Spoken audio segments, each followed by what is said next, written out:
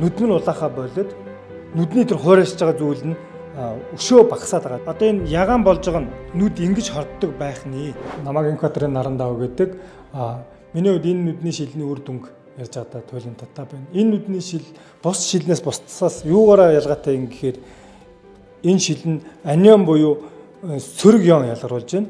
Энэ шилийг зүүснээр дэлгэцийн хамааралтай бид нар ер нь хүүхдүүд маань өөрөөсөө дэлгэцийн хамааралтай бид нар томчуулж гэсэн бид нар өөрсдөө дэлгэцийн хамааралтай байна. Дэлгэцнээс хэрхэн яаж хамгаалж юм бэ? Та хэдтэй тестерээр үзүүлээ та.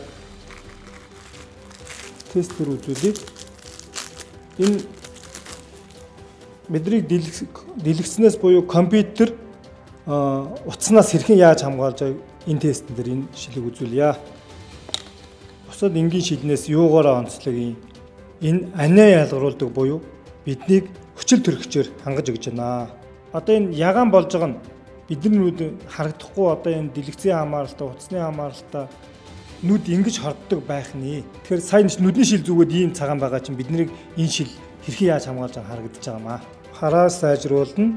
Тархины судасны нарийслыг тэлж өгж байна. Дээр нь нүд улаах, нүд хуурайшихыг бол үнэхээр дээд зэрэг хамгаалж. Миний бие болохоор 48 цагийн харуул хамгаалалтын ажил хийгээд камер байнга ширтдэг учраас энэ нүдний шилтэй учирснаар бол үнэхээр туйлын таатай байгаа. Миний хувьд ер нь эмчнэрд үзүүлэхэд ойрын хараа чи маш муудж байна.